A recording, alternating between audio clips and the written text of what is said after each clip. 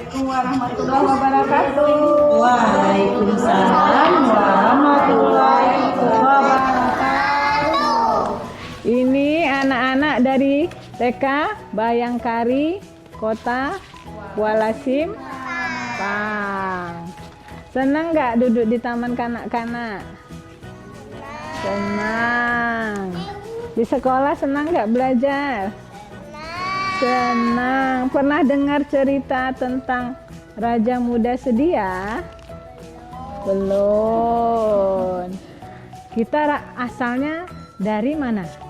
Dari Aceh Tamiang. Tapi kita nggak kenal kan? Zaman dahulu kita punya raja. Namanya Raja Muda Sedia, ya kan? Raja Muda Sedia adalah kepala pemerintahan Kerajaan Tamiang. Kerajaan ini telah terkenal sejak zaman dahulu kala. Masa jaya keemasannya adalah pada awal abad ke-14. Ibu negerinya adalah Benua, tempat raja bersemayam. Sekarang kita kenal di sini namanya apa? Ada Benua Raja ya? Iya. Di mana itu? Di mana Benua Raja? Ada yang tinggal di Benua Raja? Ada enggak?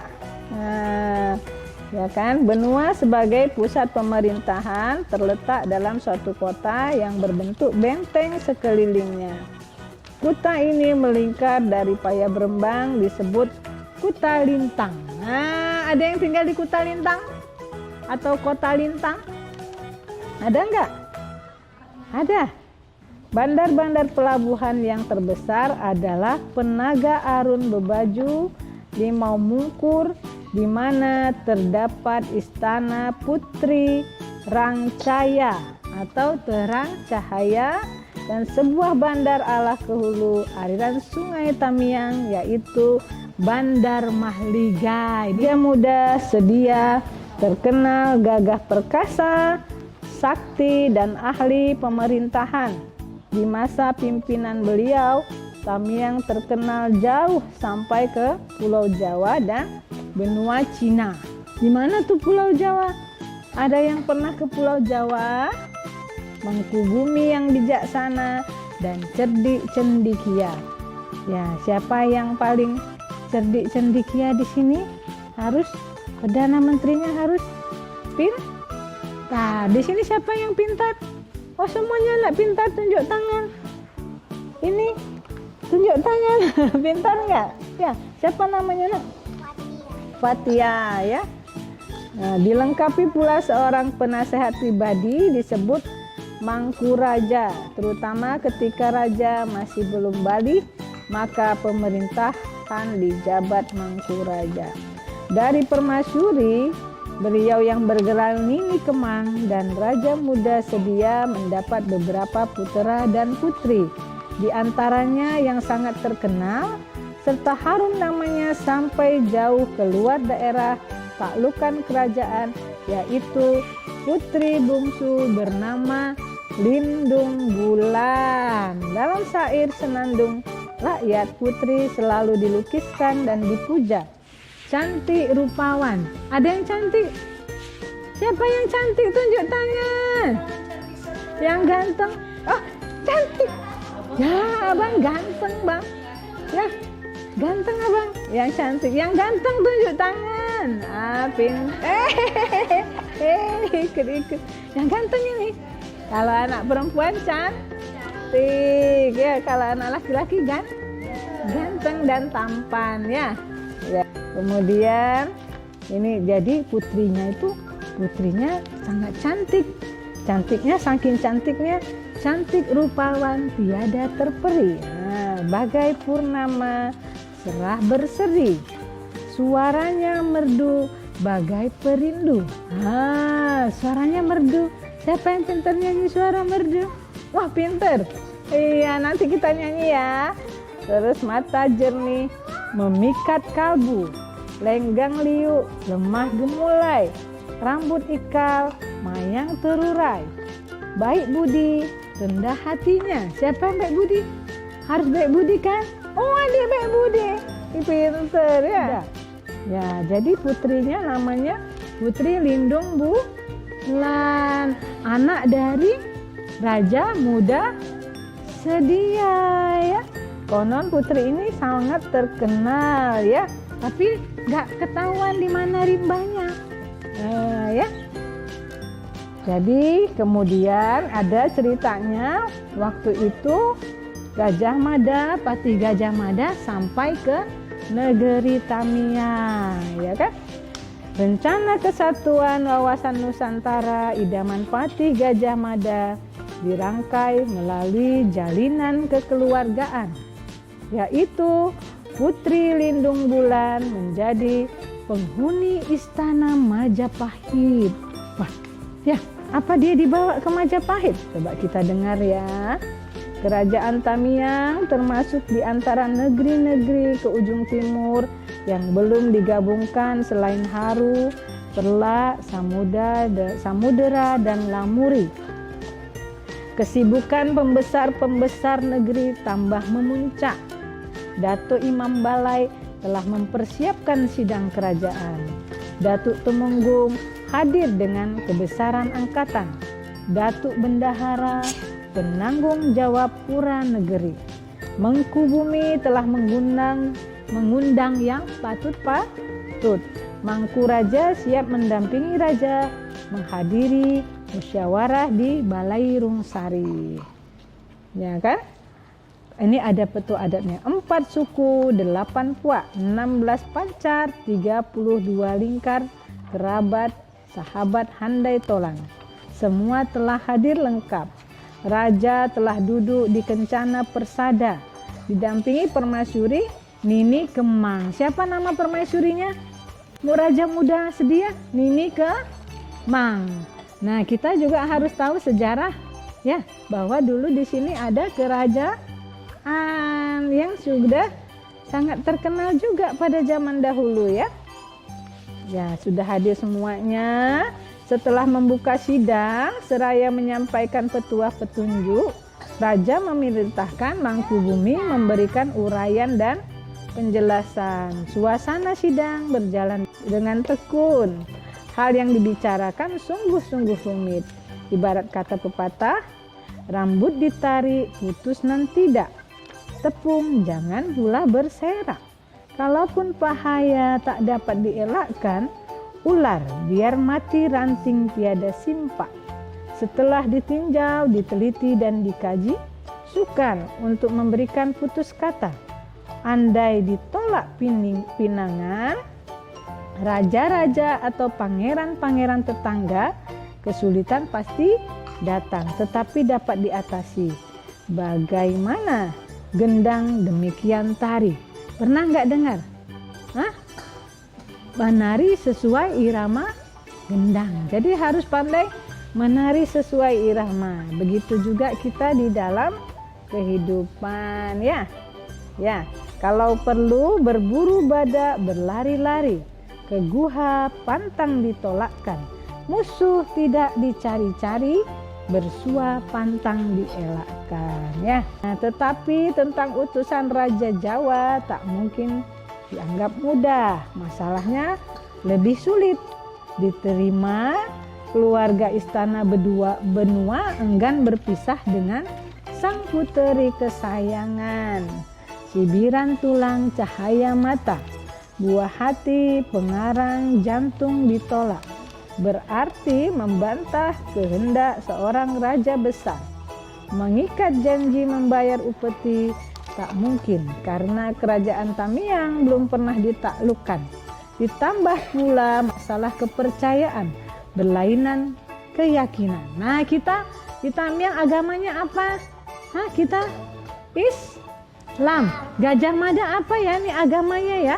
Katanya berlainan keyakinan. Tak dapat terpisahkan dalam pertimbangan. Akhirnya setelah berlarut musyawarah berjalan, telah pula banyak liku dibahas, kata sepakat maka didapat. Kepada Tengku Ampuan, Tuan selaku Mangku Bumi kerajaan diberi amaran membalas kata utusan Majapahit. karena beliaulah pendamping raja yang cekatan, lemah lembut, bijaksana, dan teguh pendirian. Ibarat kata petuah diguncang begedok-gedok, dicabut cade beranjak. Ampunan Tuan juga terkenal sebagai maha guru kerajaan. Raja muda sedia langsung memberi titah sesuai dengan putusan pakat bahwa pertama, tentang jawaban kepada utusan Raja Jawa tanpa merendahkan martabat diri, jalin pengertian dalam ikatan persahabatan.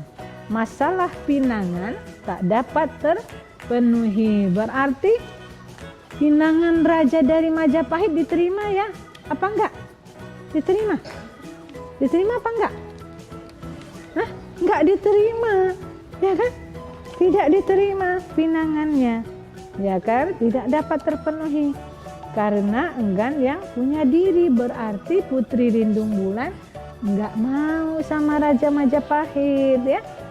Nah, kemudian kedua, terhadap raja-raja dan pangeran-pangeran lingkar daerah dan tetangga, terserah menurut pilihan Putri Lindung Bulan. Mana yang setuju di hatinya, itulah bakal menantu raja. Kini ruangan tempat menyambut tamu negeri telah dipersiapkan. Utusan Raja Majapahit telah hadir bersama perangkatan. Tunku Ampuan, Tuan Mangku Bumi Kerajaan, telah pula duduk berhadapan didampingi pembesar-pembesar Tamiang. Di darat dengan kerapatan, di laut dengan angkatan, cerana ciri kehormatan telah disajikan, bingkisan jawaban telah disimpulkan. Burung perenjak memakan padi, anak kedidi di ujung dahan, bukan tak hendak, bukan tak sudi, empunya diri belum berkenan. Akhirnya Putri Lindung Bulan tidak menerima pinangan Raja Jawa, ya. Saat perundingan masih berjalan, juadah penganan telah dihidangkan.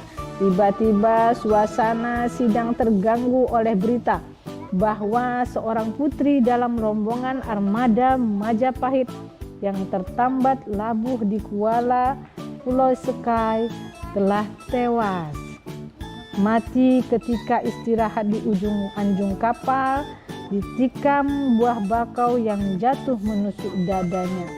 Gemparlah balai musyawarah. Utusan Raja Jawa tak bertangguh lagi, segera pamit undur diri. Peristiwa yang penuh tanda tanya, buah bakau membuat binasa. Nah, kemudian ini ada Raja Ulak.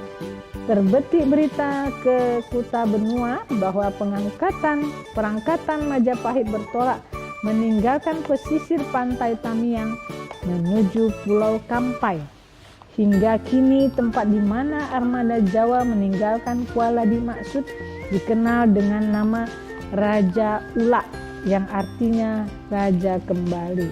Mangku Bumi Patih Gajah Mada tetap pada tekad kesatuan wawasan Nusantara. Perang tak dapat dielakkan, ya kan? Berarti kita ada berperang dengan Gajah Mada, ya kan? Ada berperang. Jadi sampai hari ini menjadi sejarah. Maka kita di sini ada namanya Manyak Pahit, ya, yang katanya dari asal Majapahit.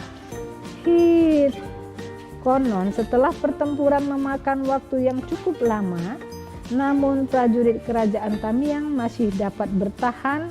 Kembali pasukan Raja Jawa menghimpun dan membenahi kekuatan di Teluk Pulau Kampai.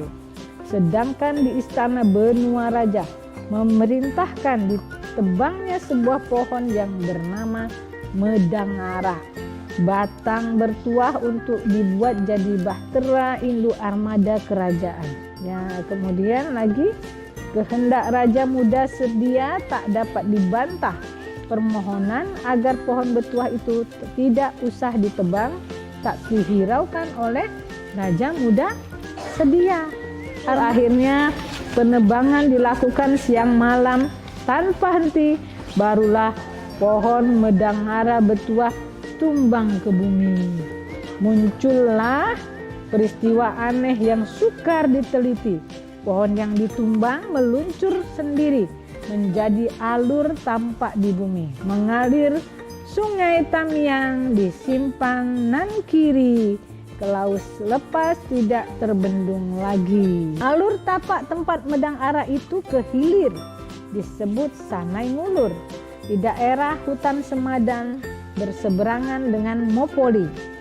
Setelah itu Raja Muda sedia mendapat mimpi bahwa dengan kayu keramat itulah nanti Laskar Mojopahit akan dapat menaklukkan kerajaan Tamiang. Seiring dengan mimpi Raja Tamiang, Patih Gajah Mada pun mendapat wangsit agar pohon besar yang hanyut menuju Pulau Kampai itu dijadikan bahtera pimpinan armada Majapahit. Ternyata pohon yang tumbang diambil sama Gajah Mada untuk dibikin bahtera Raja Majapahit, ya kan? Nih, pasukan yang mendarat melalui Kuala Pulau Sakai menerobos jauh ke dalam daerah Tamiang dengan siasat menggali parit sebagai lindungan dari tinjauan pengawal pantai prajurit Tamiang. Kini Kuala tempat mendaratnya pasukan Raja Jawa itu disebut Kuala Berange dengan arti kuala kosong tanpa penjaga. Barulah pasukan dari Jawa itu muncul di tempat yang sekarang bernama Arung Gajah, yang artinya dilewati gajah. Sebutan untuk Panglima Majapahit, ya. Ya, bukan dilewati oleh gajah ya, tapi dilewati oleh Gajah Mada. Sedangkan parit lindungan untuk lintasan prajurit Majapahit itu dikenal dengan nama Sungai Kuru, atau suatu kemungkinan pinggir laut di daerah Serwai di Gelanggang Merak. Mulai pertempuran, Laskar Tamiang terdesak mundur, berarti kalah. Kemudian ada lagi pertempuran di Serwai. Bagaikan anai-anai bubur keluar sarang, marah menerpa pasukan perang. Patih Gajah Mada maju menyerang, melanda semua arah melintang. Tak kalah hebat prajurit Tamiang bertahan gagah menerjang garang. Banyaklah korban mayat bergelimpangan, namun tekad menyerah pantang. Banyak gelar panglima istana, Datuk Serwai Setia Raja, Datuk Kuat Bentara Muda, Panglima Kaum Gagah Perkasa, ya. Kemudian apa lagi nih ceritanya? Muncul pasukan Patih Gajah Mada melalui Sungai Kuru, tembus ke kampung yang dikenal Arung Gajah, membuat pertahanan pesisir pantai yang terpusat di Serwai mengalami kegoncangan dan kelumpuhan yang hebat. Mata rantai pertahanan Bukit Gedung Biara ke dataran rendah pasiran yang bersambung dengan gugusan Rawa Payakumbuh telah hangus akibat pertempuran. Akhirnya di daerah puing benteng pertahanan ini disebut Gelanggang Merak. Nah, ya. Ya, jadi ini Gajah Mada pernah mau menyatukan Nusantara dengan mendatangi kerajaan di Aceh Tamiang, ya. Dia supaya Nusantara itu bersatu. Jadi dia mau melamar putri Raja Tamiang bernama Lindung Bulan. Nah, bagaimana ya keadaannya Putri Lindung Bulan? Mari kita baca. Nah, ini tentang putri bungsu. Lain halnya si putri bungsu, Lindung Bulan namanya merdu. Ganasnya perang, hatinya pilu. Ulah pinangan jadi begitu. Karena nggak mau dipinang, jadi berperang. Tegaklah ia di pintu pura, istana benua dalam bencana. Bertadah tangan putri berdoa, ya. Bertadah tangan putri berdoa. agar terhindar malapetaka. Kisah Puteri berbagai cerita, kemana perginya tiada berita. Mungkin goib, entah bertapa, hilang sina mahligai rang cahaya. Jadi putrinya itu hilang atau dia terbunuh? Hah? Cerita putrinya bisa gaib, bisa hilang putrinya, tidak diketahui di mana berada ya. Tahanan prajurit Tamiang di daerah Bandar Mahliga yang menjadi kubu depan dari Alahuru telah diserang. Siasat bumi hangus dan bakar banyak melumpuhkan daerah-daerah pertahanan Tamiang. Hingga terkenal daerah itu kini disebut Menang Geni atau Menanggi. Ini artinya menang api. Sedang dalam penerobosan ke arah Bukit Rata ini, pertempuran sengit terjadi hingga kini daerah pertarungan itu dikenal dengan daerah paya perang. Segala persiapan untuk menghadapi kemungkinan yang tidak diinginkan andai kota benua disebut pasukan Patih Gajah Mada telah diatur, pertempuran langsung dipimpin oleh Raja Muda Sedia. Ampunan Tuan dan barisan beliau dipersiapkan menyelamatkan Putri Lindung Bulan. Takdir yang maha kuasa, kota benua hangus semua. Demikian juga ke simpang kanan di Lubuk Pika menyusun kawan. Tersebut kisah Raja Tamiang, Muda Sedia serta Hulu Balang. Menembus kepungan musuh nan garang, beradu sakti bukan kepalang. Muda Sedia beserta permaisuri akhirnya terdesak juga ke tepi. Pindah bertahan siasat dicari, menuju sungai Tangga di titik. Untung selamat masjid di situ. Rakyat berserak menyelamatkan diri. Prajurit, bintara, penghuni negeri, ikrar setia kini diuji. Mana yang langsung, mana sejati ya. Demikianlah kisah kita tentang Raja Muda Sedia.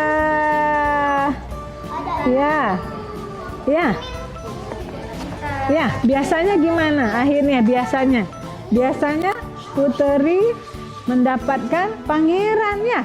Ini putrinya nggak mau ya. Jadi berperang ya. Iya.